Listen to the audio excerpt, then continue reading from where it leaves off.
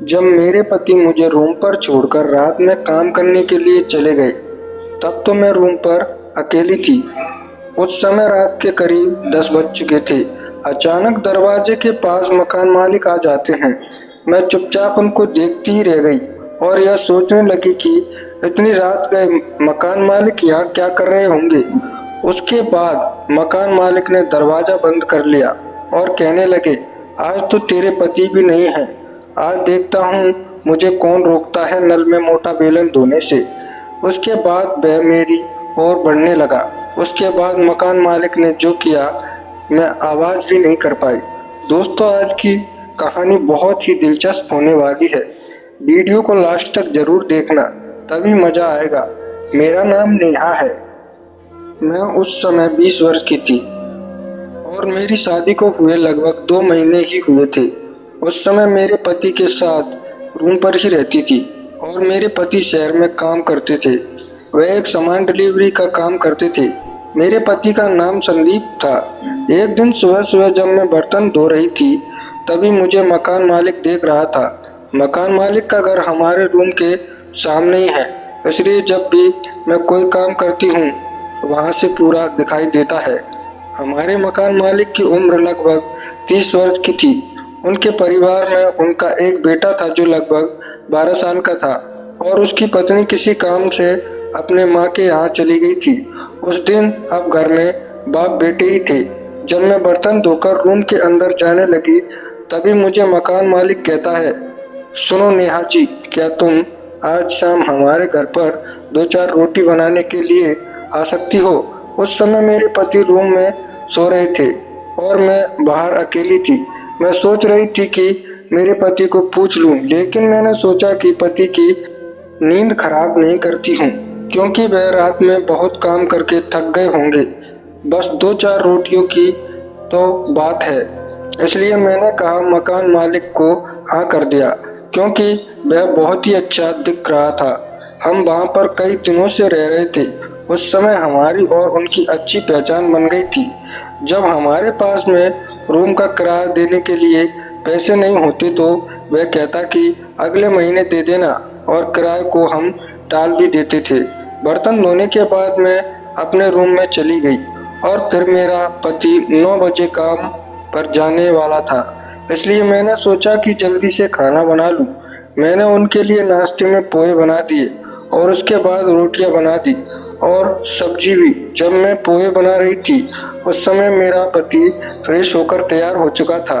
काम पर जाने के लिए हम दोनों पति पत्नी बड़े ही प्यार से रहते थे और मेरे पति मुझ पर गुस्सा नहीं करते थे। उसके बाद हम दोनों ने साथ मिलकर खाना खाया और फिर उसके बाद मेरा पति काम के लिए रूम से निकल पड़ता है। पति के जाने के बाद मैं अकेले घर में बोर हो रही थी। मैंने सोचा क्यों ना पति के कपड़े धो लिए जाए। मैंने कुछ कपड़े देखे और जो नहीं धुले थे, मैंने उनको धोने के लिए बाहर गई। उसी समय मेरे मकान मालिक बाहर कुर्सी पर बैठे थे। घर के सामने वह मुझे देखकर ही मुस्कुरा कर बोले, क्यों भैया नहीं है क्या, चले गए? मैंने कहा, वह तो चले गए, वह तो रोज ही चले जाते हैं। मैं उस समय मैं लाल साड़ी में थी। बर्तन धोने के लिए मुझे नीचे झुकना पड़ता था। उस समय मेरे मकान मालिक मुझे कुछ दूरी पर ही थे, जहाँ से मैं जैसे ही झुकती उनको सब दिखाई देता था, जिसके कारण मैंने सोचा नहीं था कि यह सब देखकर उनका तंबू बन जाएगा। जब वह कुर्सी पर से उठे तो मैंने उनकी ओर देखा तो मैं हैरान हो गई, क्योंकि मुझे तंबू उठा दिखाई दे रहा था।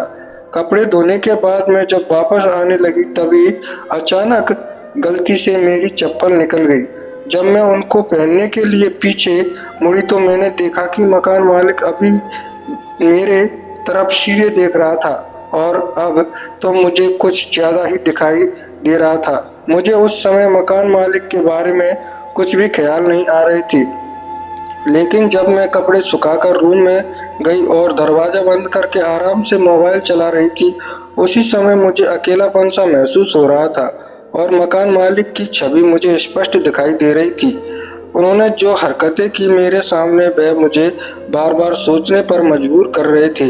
मुझे देखते ही अगर उनका ऐसा हाल है तो जब मेरे पास आएंगे तो उनका क्या होगा, यह सोच सोच कर तो नारियल के छिलके में थोड़ा सा पानी निकलना शुरू हो गया। इतने से दिन में मेरे पति के साथ थी, लेकिन तब ऐसा एहसास नहीं हुआ। लेकिन आज तो कुछ ज्यादा ही पानी आ रहा था। जब दोपहर के लगभग 2 बज गए तो उस समय मुझे तेज से भूख लगने लगी। लेकिन मैं जब किचन में गई तो उस समय बस एक ही रोटी थी। वह मैंने खाई, लेकिन मुझे अभी भूख लग रही थी।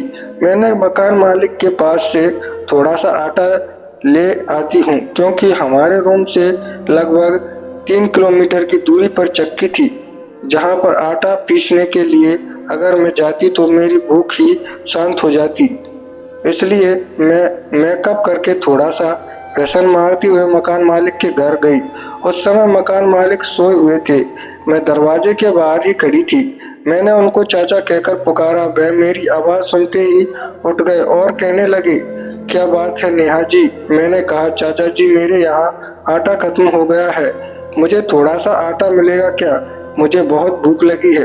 तभी मुझे मकान मालिक कहते हैं, कोई बात नहीं नेहा जी, ये अपना ही घर समझो। उसके बाद वह कहने लगे, चलो मेरे साथ किचन में। उसके बाद मैं उनके पीछे पीछे किचन में चली गई। आटा एक डिब्बे में था। उन्होंने कहा कि डिब्बे से निकाल लो। आटा निकालने के लिए मुझे झुकना पड़ता था और ठीक मेरे सामने मकान मालिक खड़े थे।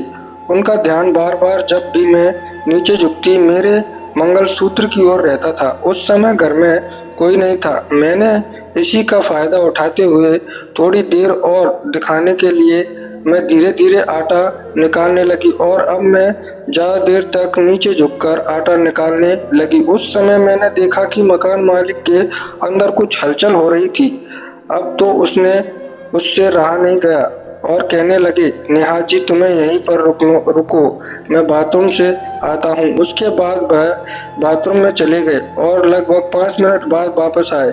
मैंने उनको कहा, शुक्रिया जी। तभी वह कहने लगे, कोई बात नहीं, वैसे भी तुम आज शाम को मेरे घर रोटियां बनाने आने वाली हो। मैंने कहा, हाँ आऊंगी, अब टेंशन मत लो। मकान मालिक ने मुझे कहा कि तुम शाम को तुम्हारे घर के सारे काम काज करके आना। मैंने कहा, ठीक है चाचा। मैं समझ गई थी कि चाचा जी सारे घर के काम काज करके मुझे इतना टाइम से क्यों बुलाना चाहते थे, क्योंकि रात के समय उनका मन कुछ और सोच रहा था। मुझे पता था कि यह सब गलत था, लेकिन मैं भी वह जैसा सोच रहे थे उनके साथ दे रही थी। उसके बाद मैं आटा लेकर हमारे रूम पर आ गई। उन आने के बाद मैंने रोटियां बनाई और अपनी भूख शांत की। खाना खाने के बाद मैंने कुछ देर आराम किया और फिर उस समय शाम के 6 बज चुके थे। जैसे जैसे टाइम होता जा रहा था मेरे मकान में अजीब सी हलचल होने लगी थी। आज तो कुछ होने वाला है। मैंने घर के सारे काम काज कर लिए और पति के लिए खाना भी बना लिया। खाना बनाते समय रात के 8:30 बज चुके थे। खाना बनाने के कारण मेरा मेकअप खराब हो गया था। मैंने फिर से मेकअप किया, क्योंकि मुझे मकान मालिक के यहाँ रोटियां बनाने के लिए जाना था।